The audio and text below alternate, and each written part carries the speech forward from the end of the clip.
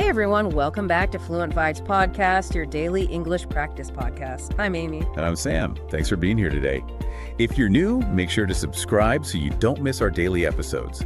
We post a brand new conversation on books, life lessons, English tips, and many more every single day so that you may improve your English. Have you ever won an argument but then realized you completely destroyed the relationship in the process? Oh, yeah. Or, walked away from a really tense meeting. Yeah. Just kicking yourself. Yeah. Because you knew you had the right idea, but you just could not get it across in the moment. Right. Exactly. Welcome to today's deep dive where we're going to tackle that exact feeling. I'm so glad we're doing this. You too. It's a really crucial topic. Today, we're unpacking a really hyper-focused piece of source material. It's basically a blueprint for those high-stakes communication moments. It really is. In a world where, everyone is just talking over each other and comment sections are just chaotic noise, this text is kind of a lifeline. Yeah, so our mission today is to dig into the foundational title and the core mandate of a specific guide. It's called Articulate Advocacy, Mastering the Spoken English Debate. And the central premise of it is stated right up front, very aggressively actually. It says, how to have proper argument in English, spoken English. Which is, it's such a bold claim, but for you listening, whether you are prepping for a massive negotiation or just trying to navigate a disagreement in your personal life, this text really demands a closer look. It absolutely does. Yeah. Because engaging in a structured spoken debate is basically a superpower these days. Right. So let's just dive right in. Let's start with that ultimate goal presented in the title, articulate advocacy. Okay, yeah. Articulate advocacy. On the surface, those two words sound like they belong together, right? Like natural partners. But in practice, I feel like there is massive friction between them. Oh, definitely. There's an inherent tension there. Because, advocacy is the intent. It's the passion, the core belief. While articulation is the precision, the vehicle for delivery. And the friction exists because, our human physiology actually works against putting those two things together. Wait, really? How so? Well, when you advocate strongly for something, your emotional investment triggers an autonomic response in your body. Your adrenaline spikes. Okay, so you get fired up. Right, you get fired up. But that state of heightened arousal, it actually impairs your prefrontal cortex. Oh, wow. The part of the brain that handles logic and stuff. Exactly. It's the part responsible for complex language formulation, logical sequencing, vocabulary retrieval. All of that gets suppressed. That is wild. So the very passion that fuels your advocacy naturally degrades your ability to be articulate about it. Precisely. It's an inverse relationship. The more passionate you get, the harder it is to find the right words. I struggle with the idea that prioritizing articulation is always the right move, though. How do you mean? Well, is it possible that filtering your argument through this, lens of perfect articulation actually dilutes the raw honesty of the advocacy? That's a fair question. Because sometimes righteous anger or just pure unpolished frustration communicates the stakes of a situation way better than a perfectly constructed sentence. Sure, yeah. Unpolished emotion definitely communicates urgency. It signals to the other person that you care deeply. Right.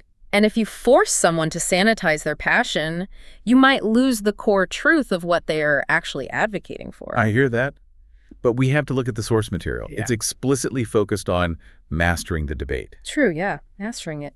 If your goal is to actually persuade the listener, raw emotion places an immense burden on them. A burden? How? Because they are forced to sift through your frustration, right? They decode your underlying intent and build the logical framework themselves. Oh, I see. You're making them do all the heavy lifting. Exactly. And the vast majority of people, they will not do that cognitive work for you. They'll just tune out. Or they'll get defensive. Yes. Or worse, they become defensive and just match your emotional output. And then you're just yelling at each other. So it's really a matter of capturing and directing the energy. Yes, exactly. It makes me think of a steam turbine. Okay, I like that. Walk me through it. Well, your advocacy, right, that raw passion is the steam. It has immense power and potential energy. Right. Lots of heat. But if you just release raw steam into a room, you just scald people. You scald people and create a lot of loud noise. Yeah, that's a disaster. So the articulation is the turbine. It's this rigid, highly engineered structure that captures that wild energy and converts it into, actual forward momentum. That is a perfect analogy because you need the heat, obviously, But without the mechanical precision, it is just a hazard. Exactly. Just a hazard. And that mechanical precision is really what separates a complaint from a compelling case. That's a great way to put it. To master articulate advocacy, you have to literally train yourself to maintain access to your vocabulary and your logic, even when your amygdala is sounding the alarm. Right, consciously overriding the instinct to just vent. Yeah. You have to package your core belief into a format that the other person can actually receive, process, and ultimately accept. Which naturally leads us to the arena where all this energy is deployed, right? A structure itself. Yeah. Because once you've managed to fuse articulation with advocacy, you need a structure for the interaction. And the source text gives this really explicit directive how to have proper argument. Yes, the proper argument. I have to admit, I want to push back heavily on the word proper here. It does bring a lot of baggage, doesn't it? It really does. Historically, demanding a quote-unquote proper argument or enforcing a proper tone is frequently used as a gatekeeping tool. Oh, absolutely. Tone policing. Exactly. It's a way to shut down people who are rightfully passionate by essentially saying, I refuse to listen to you unless you follow my specific rules of etiquette and sound exactly like me. Yeah, the word proper is definitely loaded. But if we analyze it through the lens of debate mechanics, it reveals a completely different intent. Okay, tell me more about that. In this context, proper is not about politeness. It's not about socioeconomic markers of speech or anything like that. It is about structural integrity. Think of a proper load-bearing wall in architecture. Okay, a load-bearing wall. A proper wall isn't defined by its paint color or its aesthetic, right? It is defined by whether or not it can hold up the roof. Ah, I see. So a proper argument is one that can actually bear the weight of intense logical scrutiny. Exactly, without collapsing into personal attacks or logical fallacies. Wow. Okay, if we look at it as structural integrity, it shifts the entire paradigm of what an argument actually is. It changes everything. Because if two people are just hurling insults or taking turns, like broadcasting their own internal states at each other, there's no shared architecture. None at all. They aren't actually arguing. They were just participating in a brawl. A brawl. Yeah, like an alleyway brawl. In an alleyway, there are no boundaries, no rules, no mutually agreed upon reality. Right. It's just unmanaged kinetic energy where the entire goal is destruction. So what's the alternative? How does a proper argument look in this metaphor? A proper argument requires both participants to step out of the alleyway and onto the fencing strip. Oh, a fencing strip. I like that. In a professional fencing match, you still have two people locked in adversarial combat, but they agree to the reality of the arena. Right, there are boundaries. Boundaries, a specific way to hold the foil, rules of engagement. They are opposing each other, but they are collaborating on the structure of the match itself. They are collaborating. That is so key. That collaboration is the defining feature of the proper argument. Yes. You are collaborating on the discovery of the strongest idea. But to do that, you have to map the other person's architectural space. You have to really listen to their premise, understand the foundation of their logic, and then systematically test it while presenting your own structure. Exactly. If you just take a sledgehammer to their building, the whole shared space collapses. And nobody wins. Nobody wins. And this is why the source really emphasizes the methodology, the how-to. Building that shared architecture requires you to temporarily suspend your own desire to, win long enough to genuinely comprehend their viewpoint. Which is so incredibly difficult to do in the moment. It's extremely difficult. But you need their pushback to test your own advocacy. Without their counter-argument stressing your logic, your own perspective remains brittle. So a proper argument actually fortifies both sides by stripping away weak reasoning. That's the ideal outcome, yes. Okay, so we've established the intent and the vehicle with articulate advocacy, and we've established the structural arena with the proper argument. Right. But the source text is incredibly deliberate about the specific medium we are operating in. It doesn't just say to argue well, it explicitly repeats the medium in English, spoken English. Yes, it hits that point twice. That repetition feels like a spotlight on the unique cognitive environment of this format, because writing an argument is an entirely different universe from speaking one. Oh, it's night and day. The main distinction really lies in the concept of working memory and real-time processing. Walk me through that. Well, when you write an email or, say, draft a proposal, you have the luxury of time. Yeah. And you have the ultimate safety net, which is the backspace key. The glorious backspace key. Exactly. You can externalize your thought process onto the screen, evaluate it, soften a harsh verb, Check a reference. Control the pace of the interaction entirely. Exactly. You are in complete control of the timeline. But when you speak, you're operating without a net. It's kind of like playing a game of speed chess, but instead of just moving pieces on a board, you have to constantly translate your strategy into a highly complex language. All while monitoring a ticking clock. Yes. Because once a word leaves your mouth, it's public record, it lands on the listener instantly, and you cannot unsay it. You really can't. The cognitive load required to master a spoken debate just seems exponentially higher than any written format. So what's actually happening in the brain during a spoken argument? It requires the simultaneous execution of multiple, really complex tasks. First, you must actively listen to the spoken words. Okay, step one. Then, you have to decode the underlying logic of the opponent's argument, cross-reference that against your own internal database of knowledge, formulate a structurally sound rebuttal. And then, you have to access the precise English vocabulary required to deliver it. And you are doing all of this in milliseconds, relying entirely on your working memory. In milliseconds, that's exhausting just to think about. And the specificity of English in the text adds another massive layer of difficulty. Right? Oh, definitely. English is a wildly nuanced language. It's sometimes frustratingly contradictory.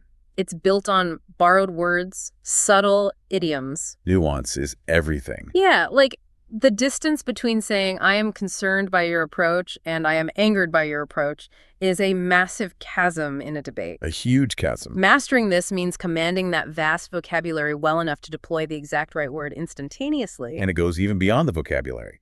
The spoken medium introduces the completely uncontrollable variable of nonverbal data. Oh, right, because in a written debate, the words carry the entirety of the message. Exactly. But in the spoken debate, the words are only a fraction of the data being transmitted. Tone, body language. Yes. You must continuously modulate your tone of voice, your volume, your pacing, because if you speak too quickly, you lose the articulation. People can't understand you. Right. But if your tone spikes into aggression, the listener's defensive walls go right up.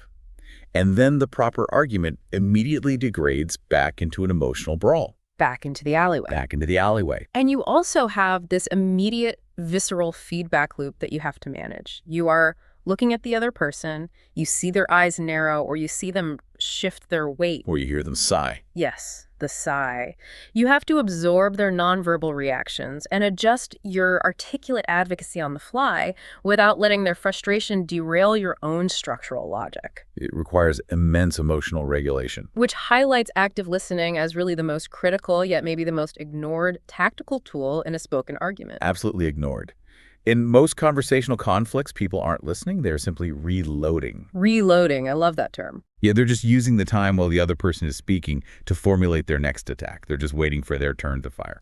So what does active listening actually look like in a proper argument? It means letting the opponent's spoken words truly land, processing them without immediate defensiveness, and identifying the actual load-bearing pillars of their point before you even begin to articulate your response. Wow. That takes so much discipline. It really does. So if we pull all these threads together, this incredibly short, hyper-focused blueprint actually provides a complete operational framework for communication. And it's a full system. It starts with articulate advocacy, which is that difficult psychological fusion of passionate intent with precise, clear delivery. Right. Then it channels that energy into a proper argument, moving away from those chaotic, ego-driven alleyway brawls and toward the logically sound, collaborative testing of ideas on the fencing strip. Yeah. And finally, it demands execution in the high-stakes, real-time arena of spoken English, where you have to manage the intense cognitive load, the tone, and the immediate feedback loop without the safety of revision. When you synthesize all those elements, mastering this specific skill set is not merely about winning debates or, dominating a boardroom. No, it's bigger than that. It is the fundamental mechanism for generating true influence. In your daily life, the ability to execute this blueprint really determines whether you are someone who just contributes to the surrounding noise or someone who is genuinely heard, understood, and capable of enacting change. And for you listening, this is an incredibly practical tool to use. Every single day presents opportunities to practice this blueprint. Big and small moments. Yeah, you will face moments of conflict, moments where you need to advocate for yourself, your boundaries, your ideas, and you have the agency to choose how you engage. It's always a choice. You can choose the alleyway brawl, letting raw emotion dictate the interaction. Or you can choose to establish the fencing strip, utilizing precise language and structural logic. And the outcome of your interactions is entirely dependent on that choice. Yeah. The mastery comes from the deliberate, conscious application of these mechanics. Regulating your physiological response. Yes, mapping the shared architecture of the debate. And managing the real-time cognitive load of spoken language.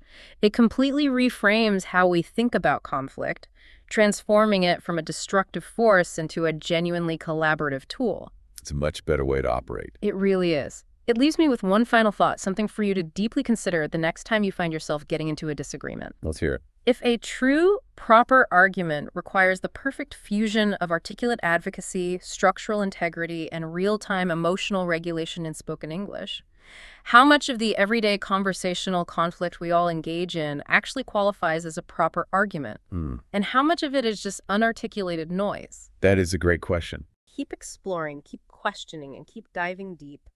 If you enjoyed this, please like, subscribe, and share with a friend who's learning English. We'll see you tomorrow with another easy conversation. Bye, everyone!